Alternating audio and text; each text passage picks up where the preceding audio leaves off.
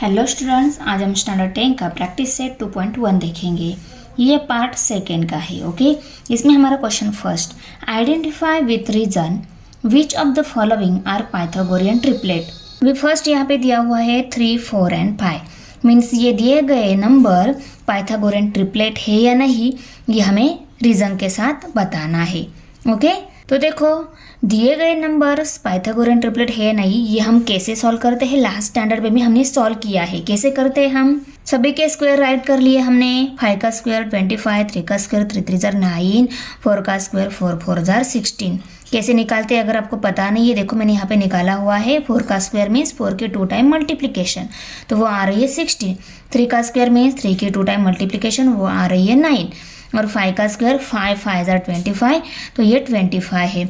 अभी क्या करेंगे, हम दिए गए तीनों नंबर में से सबसे बड़ा नंबर है 5, तो 5 का स्क्वायर जो है ना, वो अदर टू नंबर के सम के स्क्वायर के इक्वल आना चाहिए। इसके इक्वल ये दोनों की एडिशन आती है, तो ये क्या है, दिए गए नंबर पाइथागोरियन ट्रिपलेट है। ओके, अभी देखो 5 का स्क्वायर हमने निकाला है, वो वैल्यू पुट कर दी।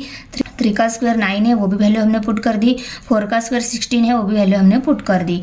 अभी 25 इक्वल टू 9 प्लस 16। 9 प्लस 16 कितने होते हैं, 25 ही होते हैं। देखो LHS इक्वल टू RHS मिल रहा है, तो यहाँ पे मैंने राइट कर लिया LHS इक्वल टू RHS। अगर LHS इक्वल टू RHS मिल रहा है तो दिए गए नंबर पाइथागोरियन ट्रिपलेट है। तो हमारा रीजन क्या रहेगा, the square of the largest number is equal to the square of sum of the other two numbers. Therefore 3, 5, 4 is a Pythagorean triplet.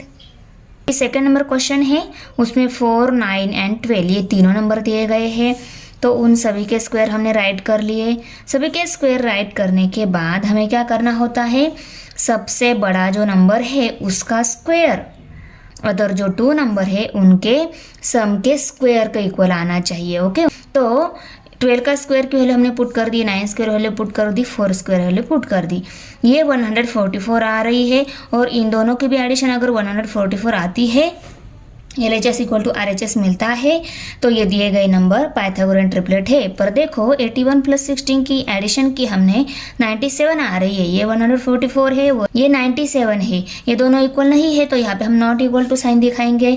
और LHS is not equal to RHS है ना, तो यहाँ पे हम लिखेंगे the square of the largest number is not equal to the sum of the square of other 2 numbers. Therefore 4, 9, 12 is not a Pythagorean triplet. 1 जो number है उसमें 5, 12 एंड 13 ये नंबर दिए गए हैं। ये पाइथागोरियन ट्रिपलेट है नहीं, ये निकालने के लिए हम क्या करते हैं, दिए गए सभी नंबर के स्क्वायर निकालेंगे। स्क्वायर निकालने के बाद सबसे बड़ा जो नंबर है उसका स्क्वायर किसके इक्वल आना चाहिए, अदर जो 2 नंबर है उनके सम के स्क्वायर के इक्वल आना चाहिए। तो अभी 13 स्क्वायर वैल्यू जो है वो यहाँ पे पुट करेंगे, 12 स्क्वायर वैल्यू यहाँ पे पुट करेंगे और 5 स्क्वायर वैल्यू यहाँ पे पुट करेंगे। तो 169 इक्वल टू 144 प्लस 25 है। 144 प्लस 25 इनकी एडिशन की हमने, तो 169 आ रही है। ये भी सिर्फ 169 ही है, दोनों इक्वल है, left hand side right hand side है, तो यहाँ पे हम LHS equal to RHS, left hand side equal to right hand side. तो रीजन लिखेंगे the square of the largest number is equal to the sum of the square of other 2 numbers. Therefore 5, 12 and 13 is a Pythagorean triplet. Example number 4 है 24, 70 and 74 दिए गए number Pythagorean triplet है नहीं, ये check करने के लिए हम क्या करते हैं, आंसर में सबसे पहले तीनों नंबर के स्क्वायर निकाल के ले लेते हैं। देखो 74 का स्क्वायर, 70 का स्क्वायर एंड 24 का स्क्वायर। इनके स्क्वायर मीन्स क्या रहता है आपको पता है ना, इनके स्क्वायर मीन्स इनके 2 टाइम मल्टीप्लिकेशन। अगर 70 का स्क्वायर निकाला है तो 70 मल्टीप्लाई बाय 70 करना होता है हमें। ओके, और मल्टीप्लिकेशन के बाद जो आंसर आएगा वो रहता है वो 70 का स्क्वायर। ओके, ऐसे ही हमने 74 का, 70 के और 24 के तीनों नंबर के स्क्वायर निकाल लिए, यहाँ पे राइट कर लिए। अभी हम क्या करते हैं, इसके बाद स्क्वायर निकालने के बाद दिए गए तीनों नंबर में से सबसे बड़ा नंबर जो रहता है उसका स्क्वायर जो है अदर 2 नंबर के स्क्वायर के सम के इक्वल आना चाहिए।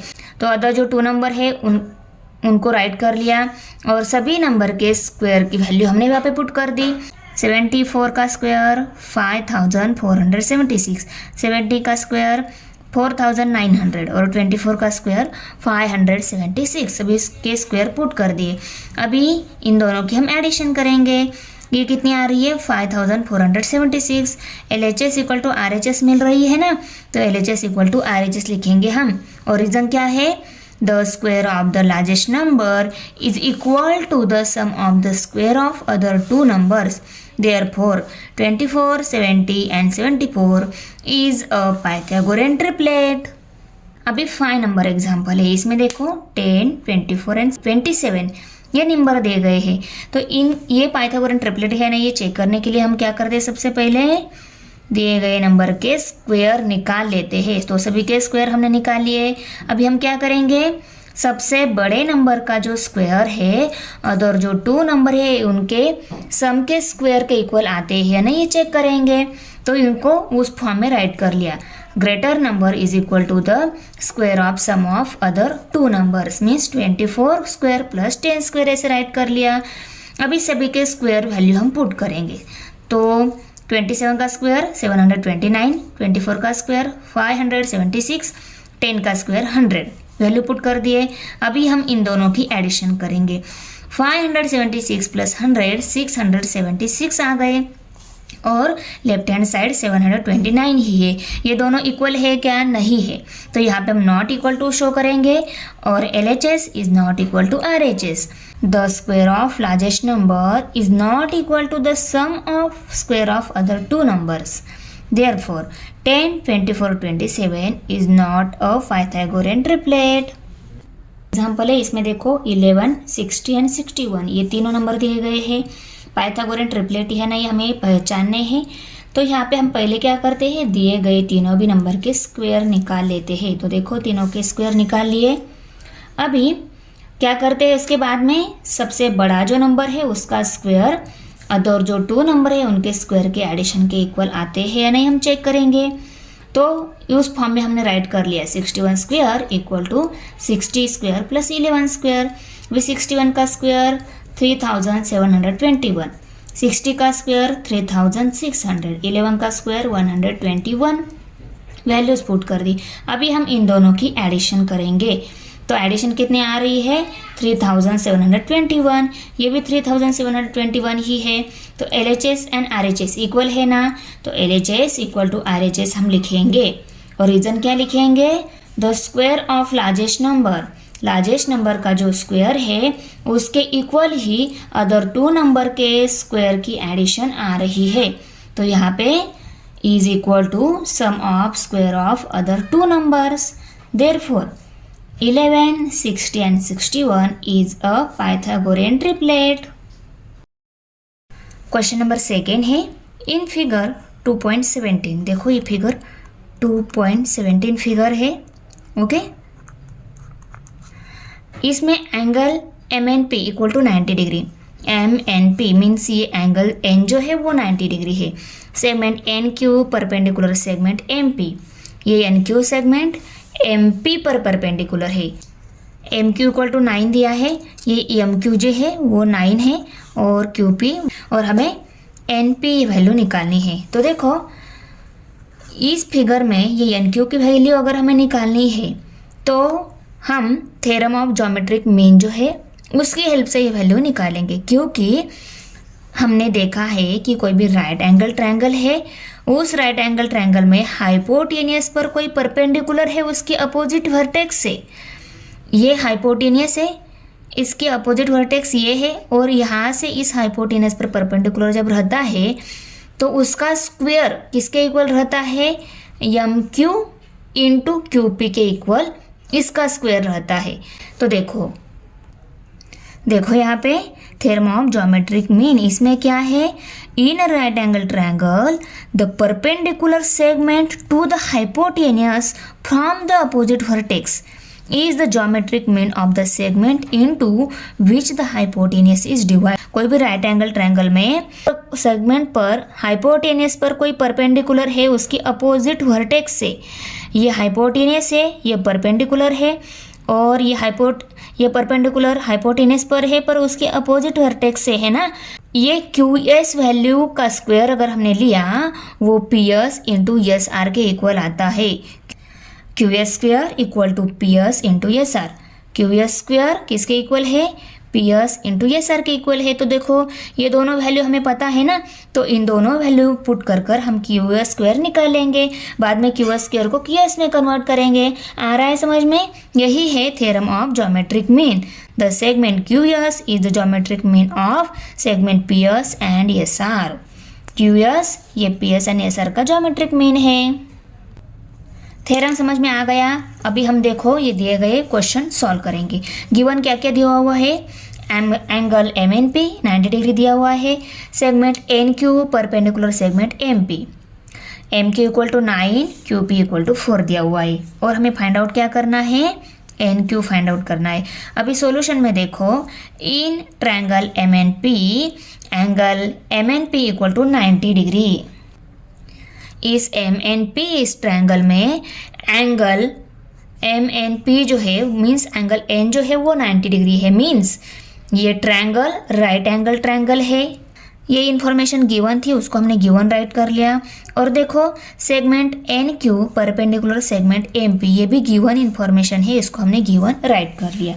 अभी देखो अगर दिया गया ट्रायंगल राइट एंगल ट्रायंगल है और उस राइट एंगल से लेकर अपोजिट सेगमेंट पर मीन्स राइट एंगल से लेकर अपोजिट वर्टेक्स पर हाइपोटेनियस पर अगर परपेंडिकुलर है तब क्या रहता है, according to geometric mean N Q का स्क्वायर लिया वो M Q multiply by Q P के इक्वल रहता है।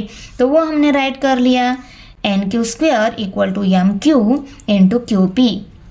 Theorem of geometric mean. Okay, ये क्या है, थ्योरम ऑफ ज्योमेट्रिक मीन है, वो भी रीजन राइट कर लिया हमने। अभी एन क्यू स्क्वायर निकालना है तो इन दोनों की वैल्यू पुट करेंगे।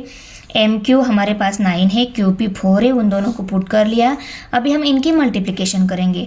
9 4 ज़र आता है 36 और एन क्यू स्क्वायर जो है वो हमने एज इट इज़ राइट कर लिया। अभी हमें एन क्यू स्क्वायर वैल्यू मिल गई है, हमें एन क्यू ही चाहिए। ये स्क्वायर कट करने के लिए हम क्या करते हैं, इसको रूट में डाल लेते हैं। इस साइड को रूट में डाल दिया तो इस साइड को भी रूट में डालना है, तो हम दोनों साइड को रूट में डाल लेते हैं। तो देखो इस स्क्वायर के साथ ये रूट कट हो गया तो क्या रह गया, एन क्यू रह गया।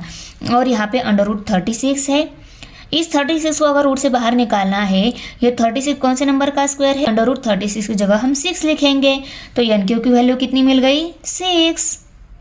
क्वेश्चन 3 है, इन फिगर 2.18 देखो ये फिगर 2.18 है।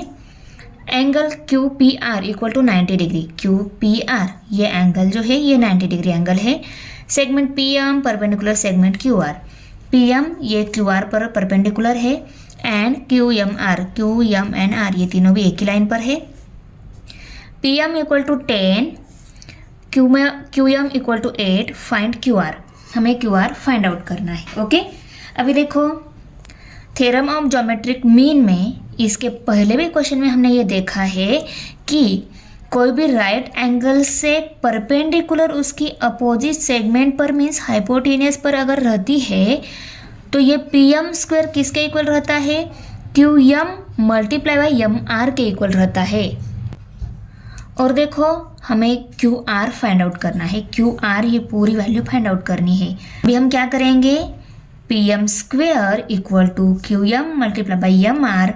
ये थ्योरम ऑफ ज्योमेट्रिक मीन की हेल्प से पहले ये एम आर वैल्यू निकालेंगे, उसके बाद Q M plus M R की एडिशन कर कर पूरी क्यू आर वैल्यू निकालेंगे। है ना इजी। ओके, चलो हम गिवन इन्फॉर्मेशन पहले राइट कर लेते हैं। गिवन क्या क्या दिया हुआ है, angle Q P R equal to 90 degree. देखो angle Q P R 90 degree दिया हुआ है। Segment P M perpendicular segment Q R, उसको भी राइट कर लिया। उसके बाद क्यू एम आर एक ही लाइन पर है, P M equal to 10, Q M equal to 8, ये इन्फॉर्मेशन राइट कर ली। फाइंड आउट क्या करना है, क्यू आर। तो टू फाइंड, अभी देखो सोल्यूशन में पहले हमें क्या लिखना होगा, ये दिया गया ट्रायंगल राइट एंगल ट्रायंगल है, angle Q P R equal to 90 degree. इस ट्रायंगल का ये पी एंगल 90 डिग्री है, तो हमने यहाँ पे Q P R equal to 90 degree write कर लिया। और ये इन्फॉर्मेशन गिवन थी इसलिए गिवन इन्फॉर्मेशन हमने राइट कर लिया।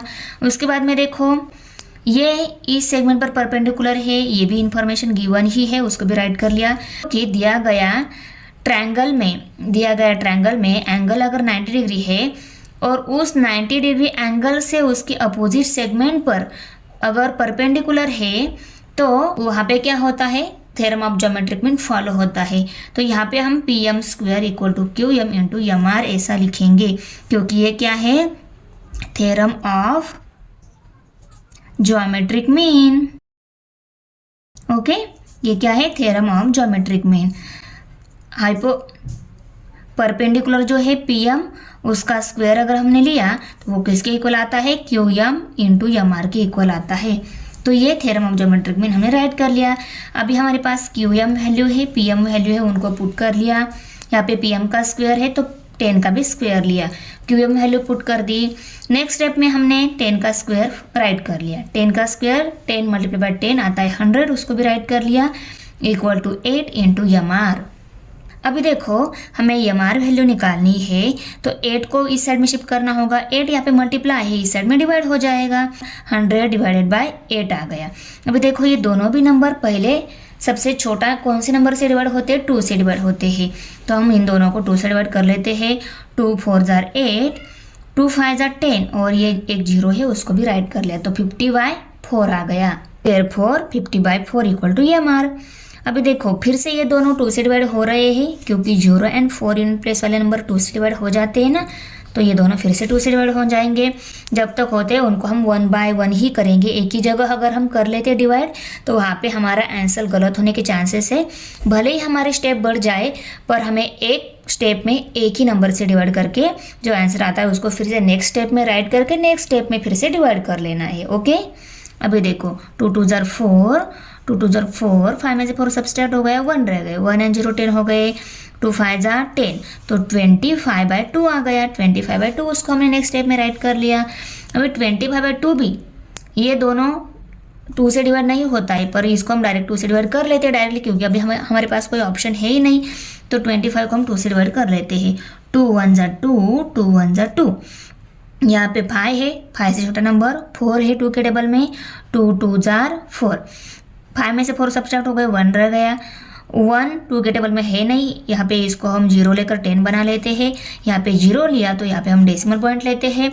2 5 जार 10 तो 12.5 आ गया। तो 12.5 ये किसकी वैल्यू आ गई, MR वैल्यू।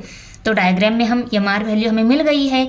अभी हम QR वैल्यू निकाल सकते हैं, क्योंकि QR किसके इक्वल है, MQ प्लस MR के इक्वल है। इन दोनों की एडिशन ले लेते हैं तो हमें QR वैल्यू मिल जाती है। तो QR equal to MQ plus MR हमने राइट कर लिया। अभी MQ वैल्यू भी हमारे पास है, MR वैल्यू भी हमारे पास है, उन दोनों वैल्यूज़ को पुट कर लिया तो हमारी QR वैल्यू निकल आई 20.5। तो QR इक्वल टू 20.5 हमने राइट कर लिया। क्वेश्चन नंबर 4 है, see figure 2.19, find RP and PS using the information given in triangle PSR। तो देखो ये PSR इस ट्रायंगल में जो इन्फॉर्मेशन दी गई है, मीन्स एंगल P जो है 30 degree, angle S 90 degree, SR value 6 दी गई है। ये सभी इन्फॉर्मेशन के अकॉर्डिंग हमें RP एंड PS वैल्यू निकालना है। RP कौन सी है, RP एंड PS वैल्यूज निकालनी है, सेगमेंट वैल्यूज निकालनी है ट्रायंगल की। ओके, अभी देखो गिवन इन्फॉर्मेशन हम पहले राइट करेंगे। क्या क्या गिवन दिया हुआ है, angle SPR equal to 30 degree.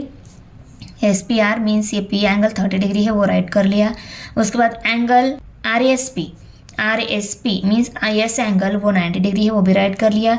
SR 6 दिया है, वो भी राइट कर लिया। अभी हमें फाइंड आउट क्या करना है, RP and PS find out करना है। ओके, ये इन्फॉर्मेशन राइट करने के बाद सॉल्यूशन में देखो ये दिया गया ट्रायंगल राइट एंगल ट्रायंगल है, तो in triangle PSR angle PSR equal to 90 degree. PSR means CS angle 90 degree है और angle SPR equal to 30 degree. ये SPR और RPS, इस एंगल को हम SPR RPS एंगल भी बोल सकते हो। वो कितना है, 30 डिग्री है। ओके, ये इन्फॉर्मेशन गिवन थी तो रीज़न हमने गिवन राइट कर लिया।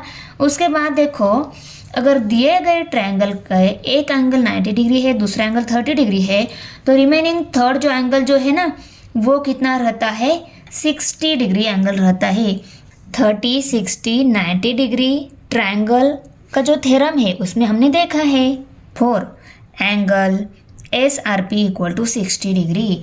तो एस आर पी मीन्स ये आर एंगल कितना है, 60 डिग्री एंगल है। Remaining angle of a triangle, triangle का एक एंगल 90 डिग्री है, दूसरा 30 डिग्री है, तो third one angle always 60 degree रहता है, तो वो हमने यहाँ पे राइट कर लिया।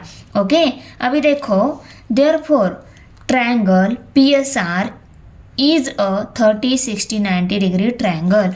तो ये दिया गया ट्रायंगल पी एस आर जो है वो कौन सा है, 30, 60, 90 डिग्री ट्रायंगल है। 30, 60, 90 डिग्री ट्रायंगल में 30 डिग्री जो एंगल है उसकी अपोजिट सेगमेंट भी हम निकाल सकते हैं, और 60 डिग्री एंगल जो है उसकी अपोजिट सेगमेंट भी हम निकाल सकते हैं। प्रॉपर्टी में ही देख लेते हैं।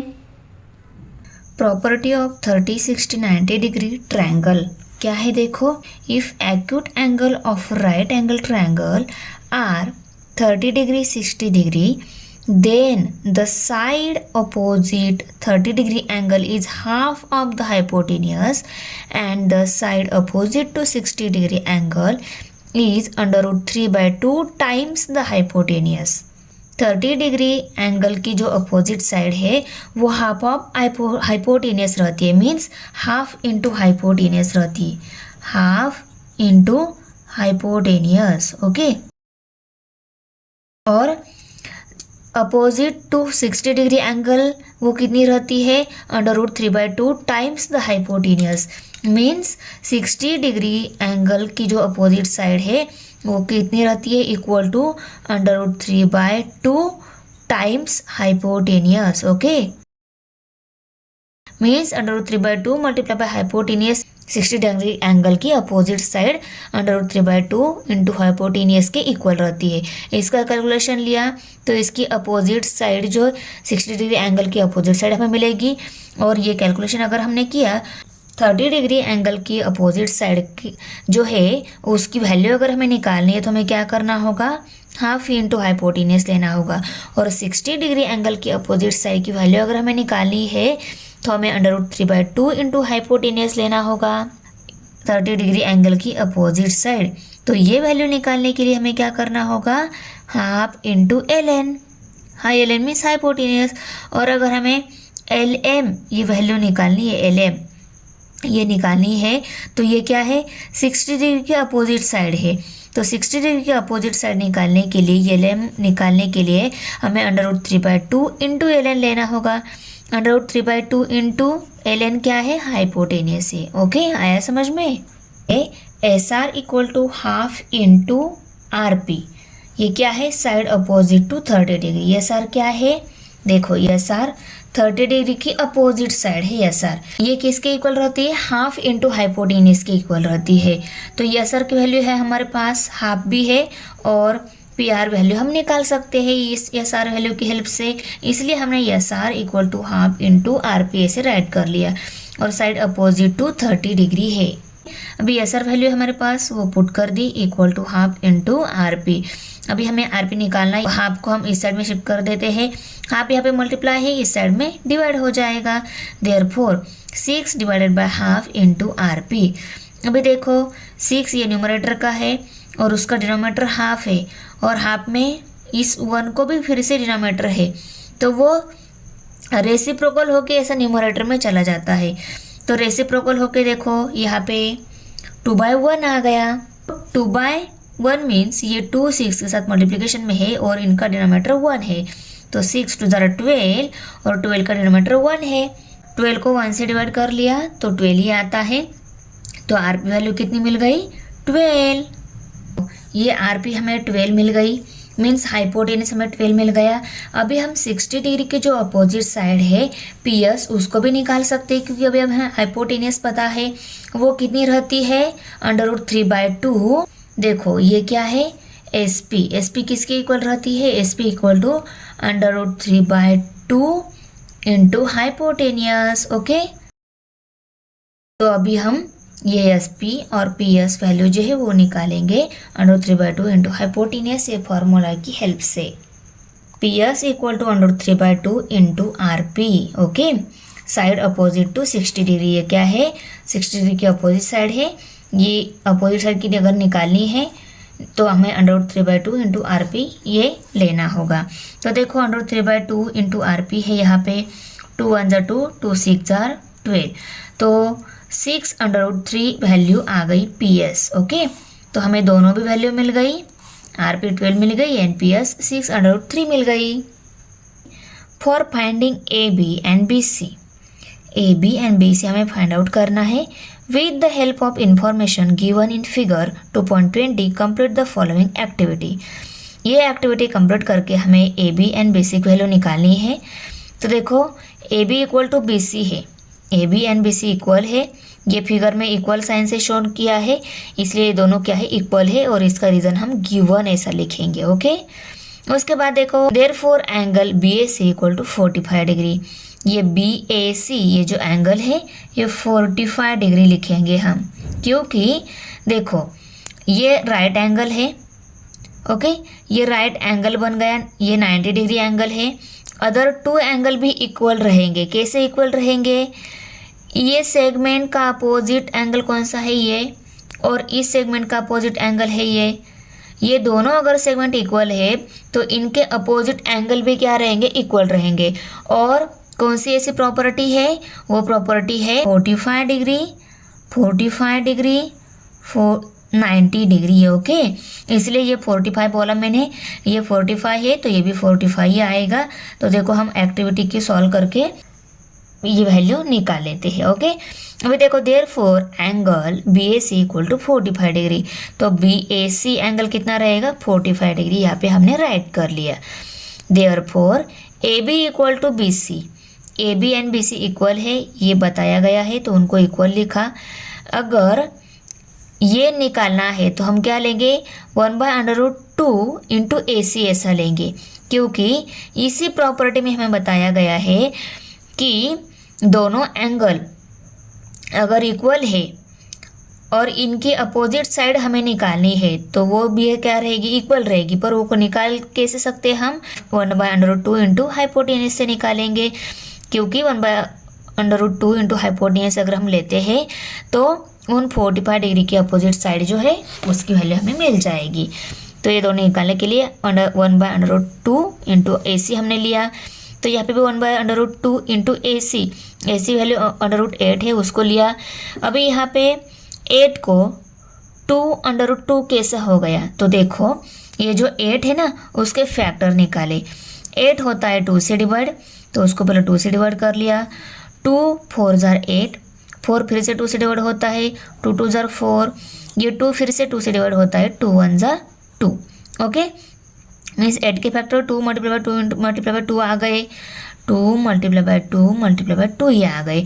तो इनका ग्रुप बनाने के बाद 2 2 ज़ा 4 आता है. तो 4 मल्टीप्लाई बाय 2, ये 8 के फैक्टर को अगर हमने 4/√2 इस फॉर्म में इस अंडर में राइट कर लिया तो ये √4 जो है ये आता है 2 का स्क्वायर. तो ये रूट के बाहर आके क्या क्या मिलेगा हमें? 2/√2 ऐसा मिलेगा. ये रूट के बाहर आ गया क्योंकि ये 2 का स्क्वायर है ना, ये रूट के बाहर आ गया, 2 मिल गया. और √2 किसी का नंबर का स्क्वायर आता नहीं है तो ये as it is under root में रहेगा. इसीलिए इस √8 की जगह उन्होंने क्या लिखा है? 2/√2 ऐसे राइट कर लिया है. ओके, इस √2 के साथ ये न्यूमरेटर का √2 कट हो जाएगा तो क्या रहेगा? 1 मल्टीप्लाई बाय 2 ही रहेगा. तो 1 मल्टीप्लाई बाय 2 मीन्स 2 है. तो ये AB equal to BC value हमें कितनी मिल गई? 2 मिल गई. Okay, thanks for watching video. इयत्ता 10वीच्या मराठी सेमी आणि इंग्रजी या माध्यमांच्या सर्व विषयांच्या स्वाध्यायाच्या नवनवीन व्हिडिओसाठी चॅनलला सबस्क्राईब नक्की करा. व्हिडिओला लाईक करा, कमेंट करा आणि वर्गमित्रांना शेअर करा.